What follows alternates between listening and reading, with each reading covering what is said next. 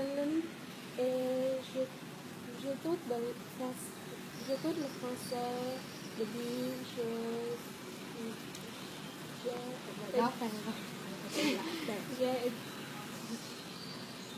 j'ai étudié à l'école primaire et mon concept est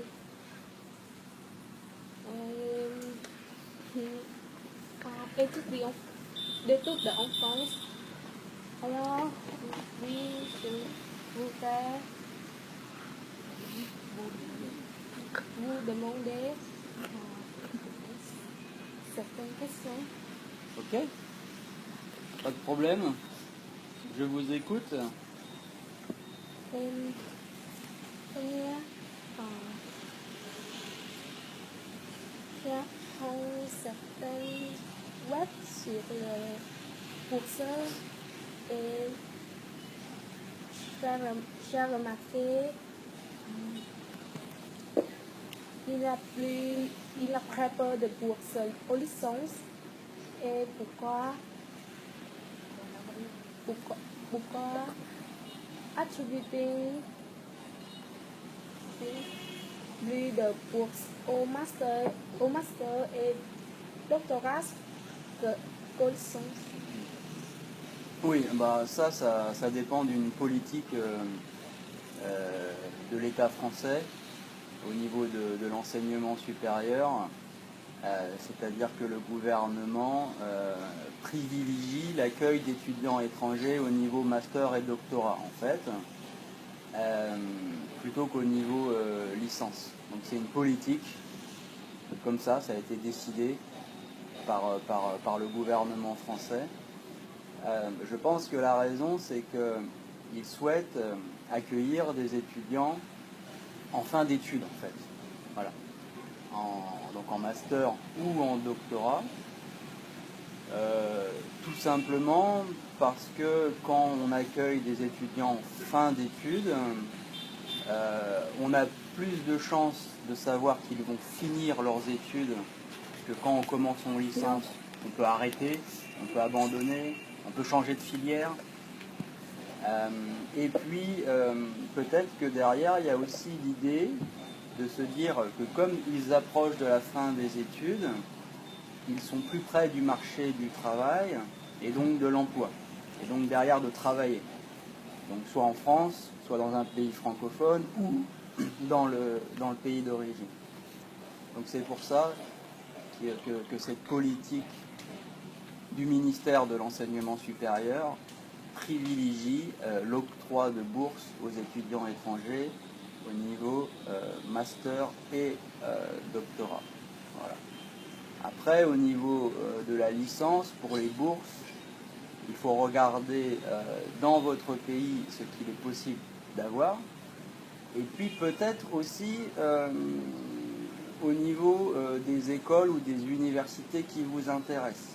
Est-ce qu'elles ont des programmes spécifiques d'accueil pour les étudiants étrangers? Est-ce qu'elles facilitent certaines démarches? C'est possible, mais ça dépend de chaque école, de chaque université. Voilà. Donc il faut regarder par rapport à l'école ou l'université qui vous intéresse, s'ils ont des programmes ou pas.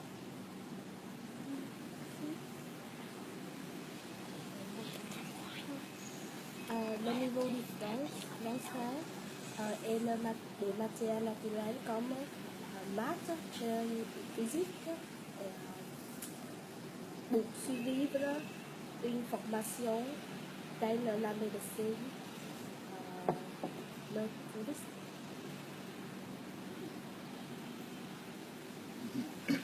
Oui, oui. Le matériel et la restauration. D'accord. Bien, médecine et tourisme, hôtellerie-restauration, ce sont deux filières très différentes, donc les exigences sont différentes. Pour ce qui est du niveau de français, en règle générale, pour étudier en France, on demande un niveau B2. Hein, un niveau B2 du CECR, du cadre européen commun de référence pour les langues. Voilà. Ça, c'est d'un point de vue général. Après, certaines écoles, certaines universités peuvent accepter des étudiants avec un niveau B1 par exemple, voire même dans certains cas avec un niveau A2. Je sais que c'est le cas ici à Da Nang entre des IUT et puis certains lycéens. Notamment, je crois qu'il y a une coopération avec le lycée Les Quidon. Voilà.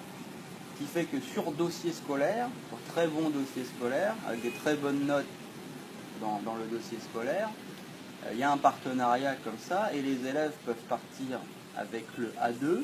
Mais par contre, arrivés en France, ils ne commencent pas directement les études, ils vont passer 6 mois ou une année, ça dépend, à étudier le français, voilà, pour avoir un meilleur niveau de français. Donc voilà pour... et puis certaines très grandes écoles, en fait, peuvent exiger le C1. Hein. Ça, c'est assez rare, mais c'est pour certaines très hautes écoles, peut-être dans des filières comme le droit, notamment, parce que là, il faut avoir une très bonne connaissance de la langue. Voilà.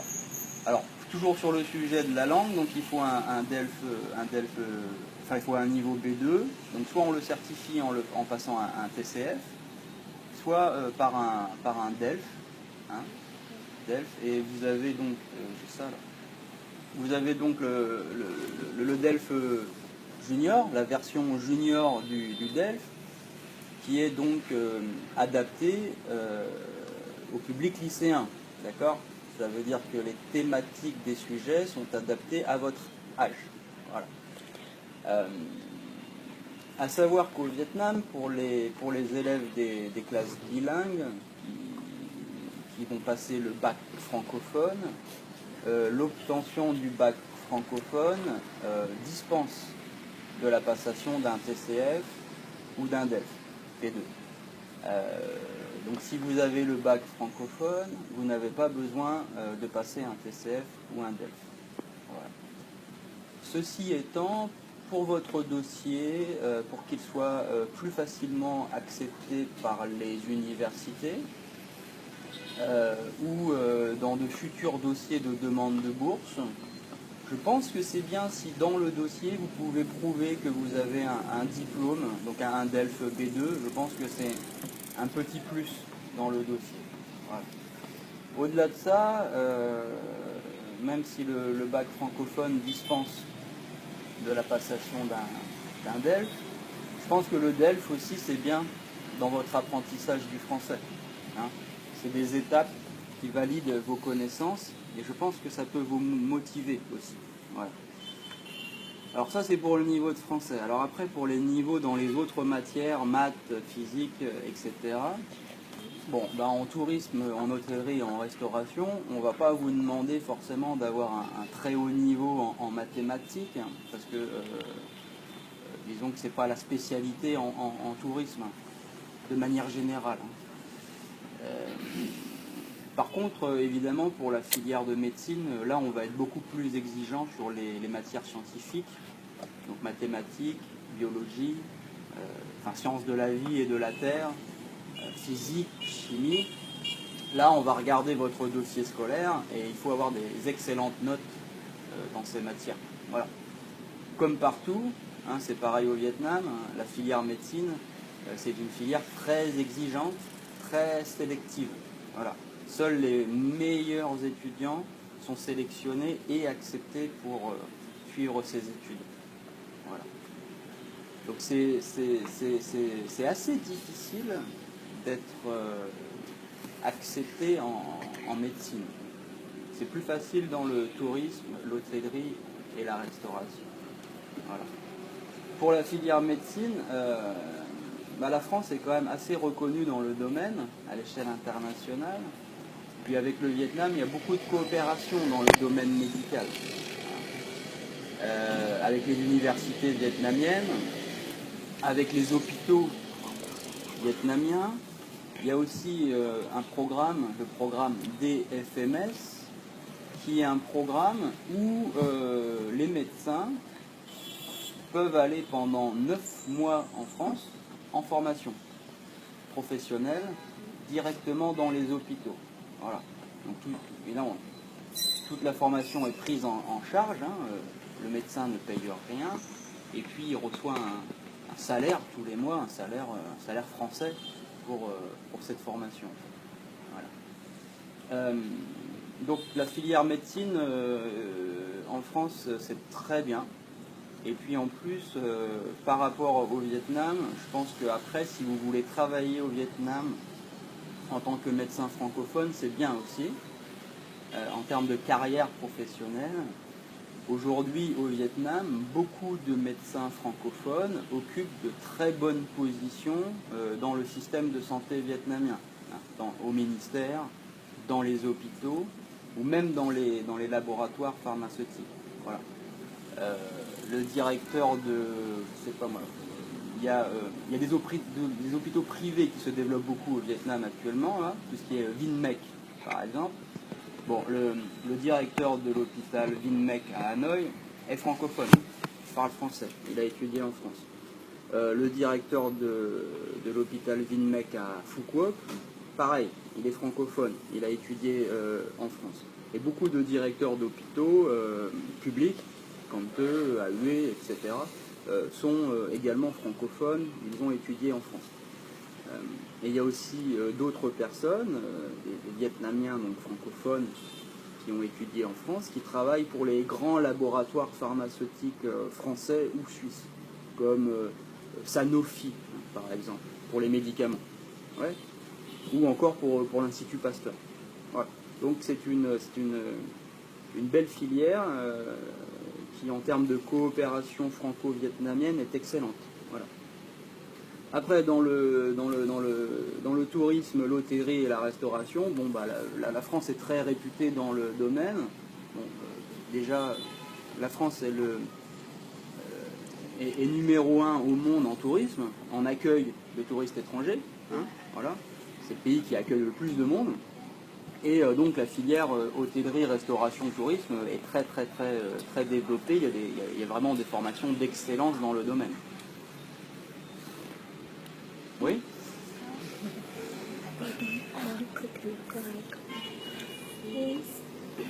Si on ne pouvait pas obtenir le visa à la première demande, est-ce qu'on perd le temps pour le reprendre? Oui. Bon alors déjà, il faut essayer de l'obtenir la première fois, le visa. Hein, il faut tout faire pour l'avoir. Ok, et pas penser qu'on ne va pas l'avoir. Donc, pour obtenir votre visa la première fois, hein, du premier coup, si vous avez un très bon dossier, voilà, un bon livret scolaire, le niveau de français qui va avec, et puis par rapport à vos motivations, le bon choix de votre filière et le bon choix de votre université. Si vous êtes accepté par l'université française, elle dit ok, très bien, nous acceptons cette personne, que le dossier passe par les services de Campus France et que Campus France dit oui, très bon dossier, normalement vous ne devriez pas avoir de problème et obtenir votre visa. Voilà. Si votre visa est refusé, c'est que certainement il y a un petit souci par rapport à votre dossier scolaire ou par rapport au choix de vos études. Donc la première chose à faire, à mon avis, c'est de bien préparer son dossier et de bien choisir son université et sa filière en fonction de ses compétences et de ses motivations. Voilà. Après, évidemment, si votre visa est refusé, il faut faire une nouvelle demande de visa, et forcément tout ça, ça prend du temps. Donc vous allez perdre un mois à peu près. Voilà.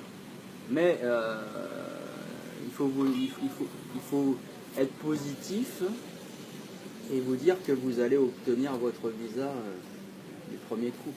j'espère.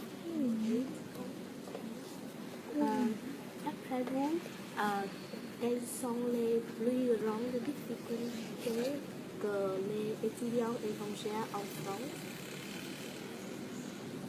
vont étudier?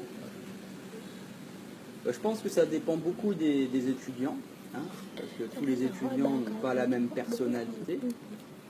Et puis ça varie aussi en fonction des pays. Bien évidemment, un étudiant espagnol ou un étudiant italien va avoir plus de facilité à s'adapter en France. Un pays qui est proche de lui, la langue elle est proche. L'italien ou l'espagnol, c'est une langue qui est proche du français. C'est un peu les mêmes modes de vie à l'européenne. Donc voilà. Pour des étudiants vietnamiens, bon, bah forcément il y a l'éloignement et notamment l'éloignement familial. Hein, parce que au Vietnam, en général, il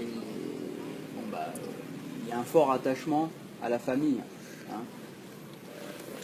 Donc je pense que ça peut être une petite difficulté de se retrouver loin de sa famille et de ses proches. Bon, aujourd'hui, avec tous les moyens de communication qu'on a, c'est beaucoup plus facile qu'avant. Hein. On peut se contacter régulièrement, tous les jours on peut s'appeler, on peut se voir sur Skype ou autre. Mais ça reste des contacts importants et réguliers, mais ça reste quand même pas des contacts proches physiques comme ça. Donc voilà. Après, pour passer cette difficulté, je pense qu'il faut peut-être vous rapprocher de certaines connaissances que vous pouvez avoir en France. Hein. Beaucoup de Vietnamiens ont de la famille en France. Donc si vous avez de la famille en France, ou même des amis, ou des anciens camarades qui étudient déjà en France, ça peut être bien de les contacter pour savoir comment ça se passe en France et qu'ils vous expliquent un petit peu pour eux la vie quotidienne et toutes les questions aussi pratiques, logement, nourriture, etc. Voilà. Je pense que pour les Vietnamiens, ça doit être la plus grande difficulté, à mon avis, c'est ça, l'éloignement familial.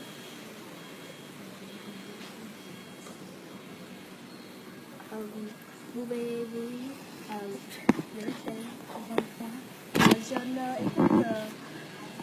Je ne sais pas.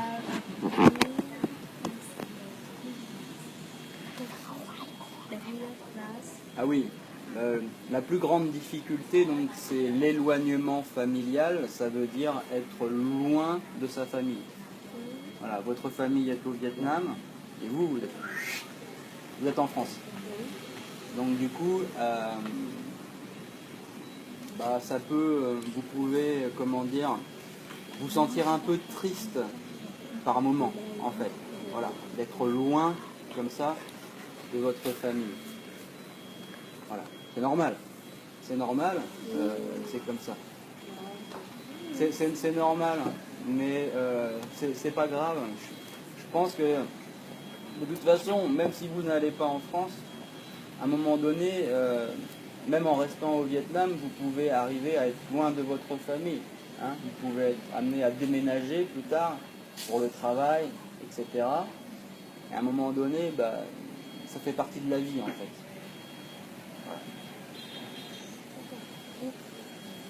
Pour chez vous en France, nous serons aidés à trouver un logement. Oui, alors, comment dire? Oui, bien évidemment, il y a des services en France, le Crous notamment, dans chaque université aussi, il y a des services qui peuvent aider les étudiants à trouver des logements. Voilà. Donc il y a ce service public, on va dire, du Crous. Il y a aussi des associations étudiantes qui aident les étudiants à trouver des logements, notamment dans les grandes villes, parce que dans les grandes villes ça peut être un peu plus difficile qu'ailleurs. Il y a aussi des journées spéciales logement, je sais, en début d'année, voilà, ou une espèce comment dire, journée porte ouverte ou un petit forum où dedans il y a toutes les annonces de logement dans la ville, etc. et des gens pour vous aider. Voilà. Alors, pour le logement, vous avez plusieurs possibilités. Soit vous arrivez à trouver un logement étudiant. Donc ça, c'est les logements proposés par le Crous et par les universités. Voilà, des chambres étudiantes. Donc ça, c'est pas cher, c'est pratique. En général, c'est juste à côté de l'université, ou même dedans d'ailleurs. Mais il y a quand même... le nombre de places est limité. Voilà, il n'y a pas des places pour tous les étudiants. Voilà. Il y a des étudiants qui sont prioritaires par rapport à d'autres.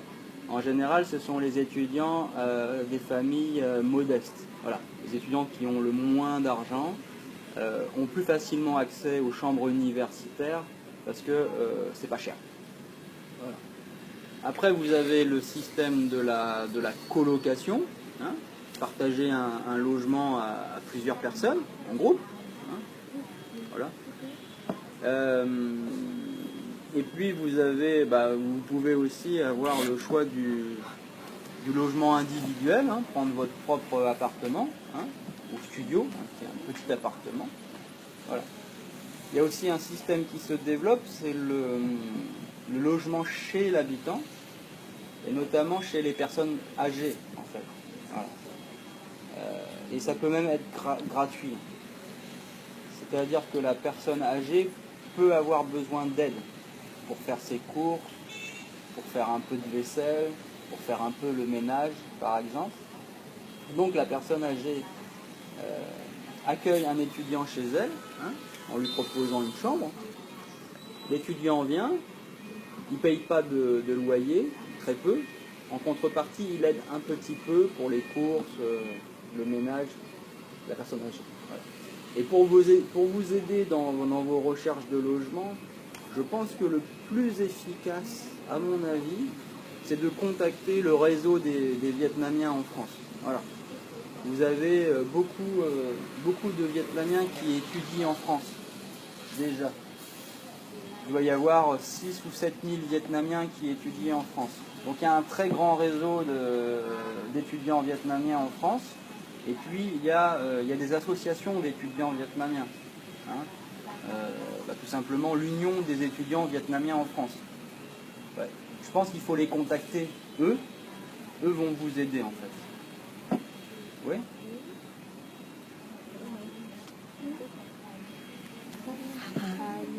Alors, est-ce que c'est difficile de trouver un job étudiant à l'heure Partiel. À mi-temps, non. Je pense que c'est pas très compliqué, c'est pas difficile si vous êtes prêt à travailler et accepter certains emplois que les autres n'acceptent pas. Donc c'est-à-dire que par exemple, il n'y a pas de lotariat en France, mais à la place il y a des McDonald's. Okay. Bon, McDonald's recrute énormément d'étudiants en fait, et surtout à mi-temps en fait. Hein. Donc voilà, donc si vous êtes prêt à travailler comme serveur à McDonald's, je pense que vous trouverez un travail sans problème. Vous voyez ? Ça, il n'y a pas de souci. Et puis de toute façon, en France, il y a ce qu'on appelle le salaire minimum, en fait, donc il vous garantit un revenu minimum. Ok. Donc ça peut faire un peu d'argent quand même. Oui.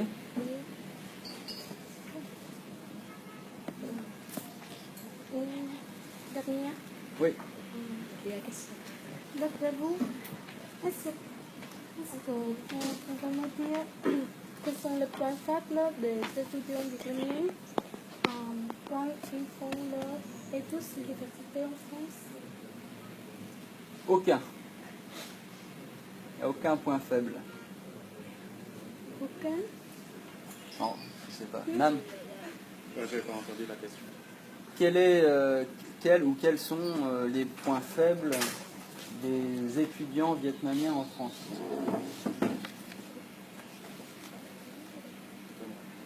Il n'y en a pas? Ce n'est pas très évident, mais ça existe. Je pense que il y a quelques-uns qu'on peut citer comme, comment dirais-je, c'est la moins sociabilité, quoi. C'est-à-dire, en fait, on se lance pas dans l'Europe ou dans une communauté française. On reste plutôt dans des communautés vietnamiennes. Un exemple, en fait, il y a quelques doctorats qui ont fait la thèse en France, c'est-à-dire qui ont fait des études doctorales en France. Au retour, ils ne parlent pas français. Ils font des recherches en doctorat, mais pour les recherches, pour le travail, ils se parlent en vietnamien en fait, parce qu'il y a quelques groupes des doctorants vietnamiens. Et le responsable, il est aussi vietnamien, il parle aussi vietnamien. Donc dans le travail, il ne pratique pas le français. Au retour, il ne parle pas français. Là, c'est un petit point faible qu'on peut citer. Oui. C'est-à-dire, on ne se lance pas dans la société française, mais mon travail, on l'étudie en France. Oui, ça c'est important. Quand vous allez en France, vous pouvez être aidé par la communauté vietnamienne, c'est bien. Notamment au début, pour vous aider dans vos démarches, je pense que c'est bien de faire appel à vos contacts ou à l'union des étudiants vietnamiens en France. Mais il est aussi important de ne pas rester que entre Vietnamiens et de se faire des amis français ou autres étrangers. Hein. Voilà. Pour vivre un petit peu la vie, hein, tout simplement, en France. Pour découvrir la culture, etc. Et pour pratiquer le français. Ça ne sert à rien d'aller étudier en France si c'est pour rester entre Vietnamiens. Ça, vous pouvez déjà le faire ici au Vietnam. Voilà. De rien. C'est fini? Tenez, je vous donne ça là. Donc c'est un petit livre qui explique tout sur les études en France. D'accord? Ouais. Et puis si après pour votre dossier vous avez besoin de plus d'informations, vous venez voir le très beau Nam.